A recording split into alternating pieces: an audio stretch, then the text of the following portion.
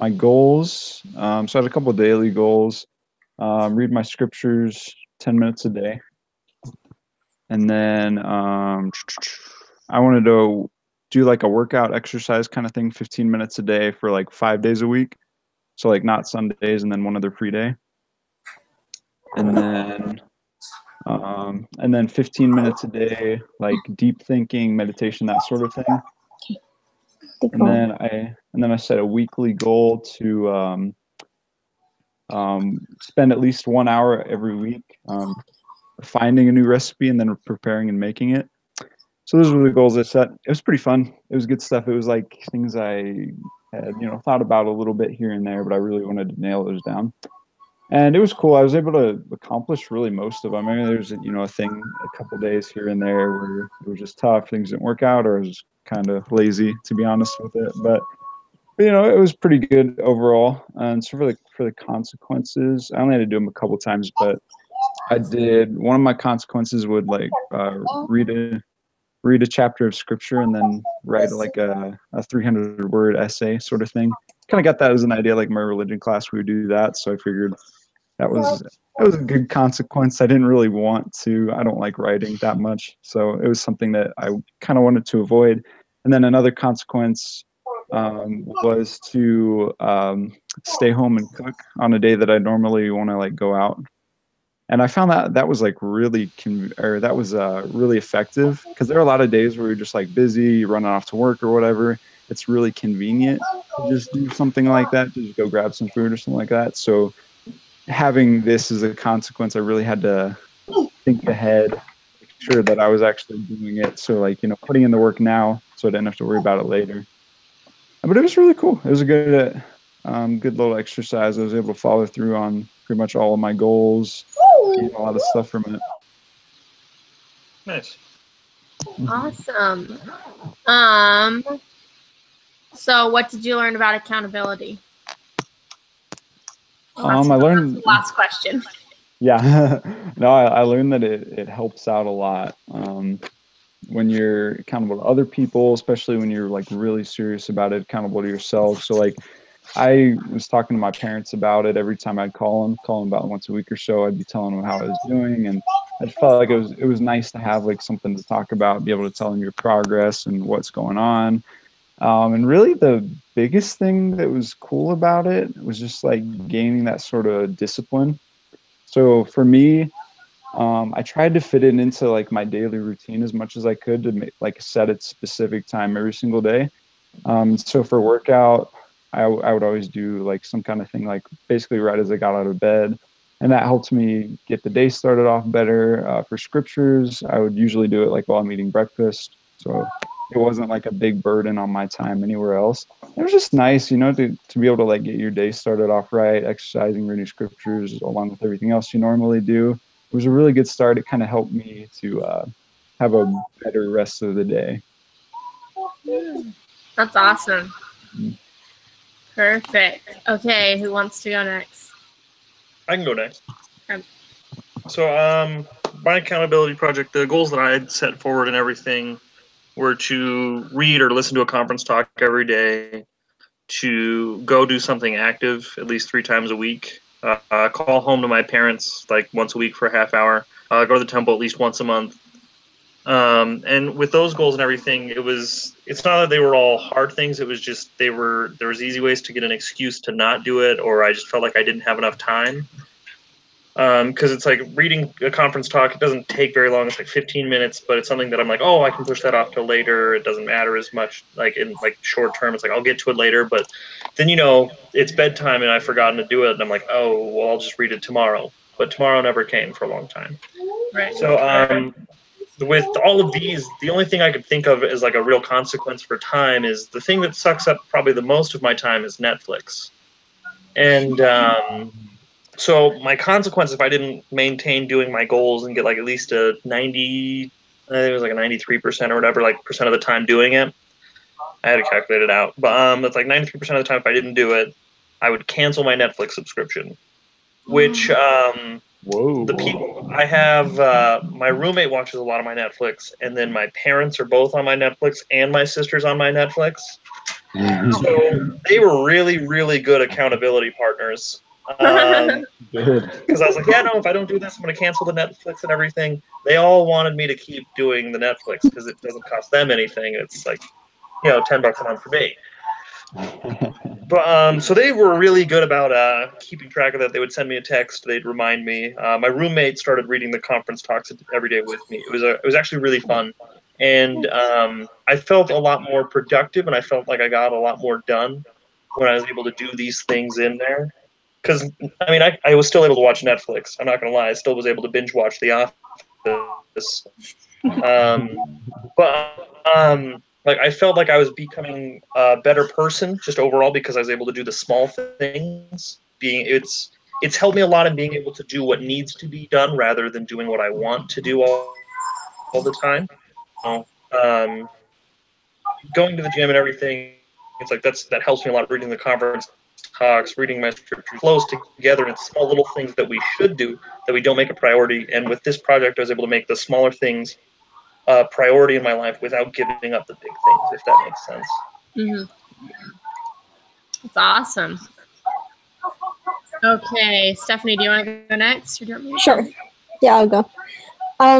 So I had some daily goals, weekly goals, and monthly goals. And so one of my goals, like I'm insulin resistant, and I just found this out like a few months ago.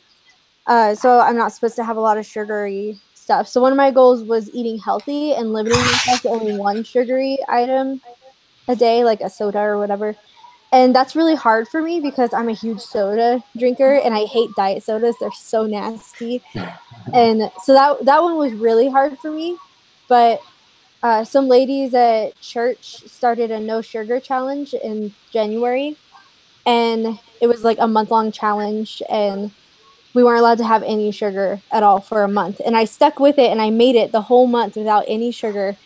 So, and I had I scaled it on scale 1 to 10. So I had 10s all down my column for that month. It was pretty cool. But after that challenge was over, like it ended on Valentine's Day for obvious reasons.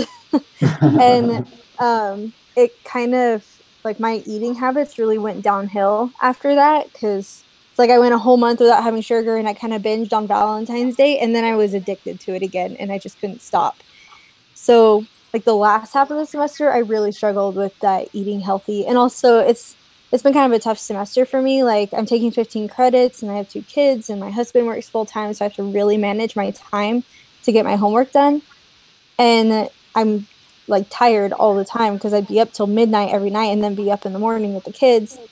And so I was really looking at like my body was really craving those like fast energy, like sugar gives you fast energy. And so I had a lot of really bad cravings and that was really hard for me. But one of my other goals was exercising for 30 minutes, 4 days a week. And that was also really hard for me because, like I said, I don't have a lot of time. I barely have time to do homework. So having time for exercising was pretty much impossible to find. But I counted my walking around school and like I'd always take the stairs because I had classes on the 4th floor of the Smith building. So I'd take the stairs up to the 4th floor. So I kind of counted that. I counted that. The only days I didn't take the stairs was if I was like sick or something. But I took the stairs every day, 5 days a week, all the way up to the 4th floor. And so I kind of counted that. Like I figured between all the walking and going upstairs, that added up to 30 minutes total. And then my other goal was studying and pondering the scriptures for 15 minutes every day, which some days that was harder to do, but for my calling, I teach. So when preparing my lesson, I'm reading the scriptures. And for my religion class, I'm reading the scriptures. So I counted that too. My weekly goals was to have a date with my husband once a week, either at home or going out, because like we don't have a lot of money. We can't go out every week. So I counted like when he get home from work, we just play video games for a couple of hours, and that was our date. And I think that really strengthened our relationship, like taking that time out of the day once or twice a week to do that. See, my other weekly goal was practicing the piano at least 3 times during the week, and that's pretty much impossible for me to do. Some of these goals I really wish that I hadn't been so. I think my expectations for myself were a little too high. But my other weekly goal was being patient with my children, and I'd have to like rate myself out of 10 how patient I was with them during the week. Then my monthly goals were going to the temple once a month. That's pretty much like, and tracking my weight loss progress. But going to the temple once a month was hard. But in March, we actually managed to go twice. So that was kind of cool. And yeah, and some of these things I really, really struggled with just because I barely even have time to do my regular homework. So then trying to do these goals, like taking the time to exercise or play the piano, that was really hard for me. And a lot of the time it just didn't happen at all. And so my consequences were to either run 2 miles, which I hate running. Running is awful. Or I would have to go a whole week without having any sugar at all. And I kind of, I didn't have a whole lot of no's, but I kind of rationalized some of my yeses, and they probably should have been no's, but I didn't want to do my consequences, so I kind of rationalized it. And yeah, I didn't do any consequences. But my thinking, and this probably, I actually put this in my write-up, that this probably wasn't completely honest in my thinking, but since I went a whole 4 weeks without having any sugar, I like prepaid 4 no's. So, that probably isn't very honest, but that's kind of how I saw it. And yeah, that's pretty much it. That's awesome. How old are your kids again? 4 and 1. Yeah, that's nuts. My 4-year-old is the one that likes to stick her tongue out in front of the camera when we're doing this. Oh, yeah. Well, I think it sounds like you did super awesome. I think all of you guys did super awesome because...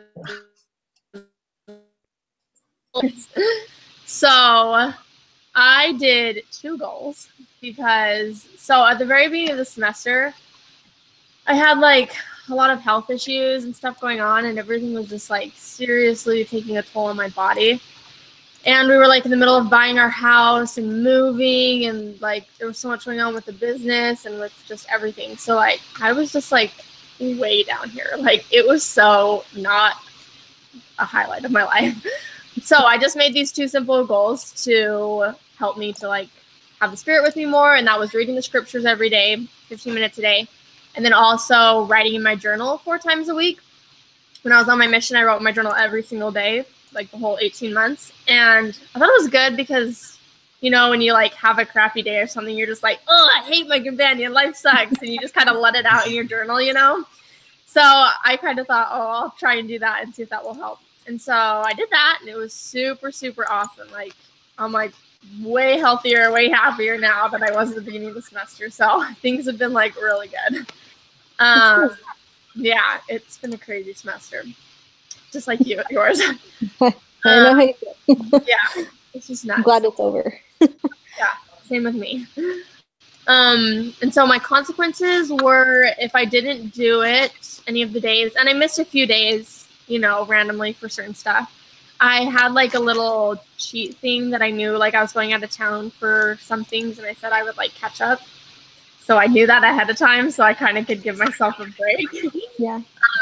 But I did pretty good. I missed a few days, and my consequence was that I had to take one of my siblings out for dinner. And my husband and I are like super stingy on like spending our money. So he was like, I don't want to do that. So he like helped me to keep accountable, and like sometimes at night he'd be like, did you read your scriptures? And I'd be like, oh no, I didn't. And he'd be like, okay, well, let's just read them right now together before we go to bed and stuff like that. So that was super awesome. But then when I did fall short, then we took my brother to the movies once, and you know, took him to dinner and stuff like that. So it was good. And let's see, what did I accomplish? Yeah, pretty much just what you guys are saying. Like, it's good to, one thing that I thought about was accountability. It's like totally an eternal perspective, you know. We're constantly being accountable to the Lord every day when we like pray and stuff. And like, okay, this is what I'm going to try to do, or I'm going to try to be better in this way, you know. And so I think it's cool how we learn that here on earth, like even doing things like this, like being accountable to someone. But it's totally like an eternal perspective, something that's going to last forever. An eternal principle, I should say. So yeah, I think it's good. I want to keep doing my goals because they're obviously really helpful, you know. They're good things to apply to our lives. So yeah, I think that's pretty much it. It's awesome. Yeah. Okay, is there anything else you guys want to say or add? I do want to add that for what I learned about accountability, the last question, I kind of talked about how if you want other people to trust you, then you need to trust yourself, and that starts with holding yourself accountable for your goals. So that's so true. My 2 cents. And also, if you make meeting personal goals a habit, then meeting goals like at work or whatever, that can become a habit as well. So. That's awesome. Okay, I'm gonna stop.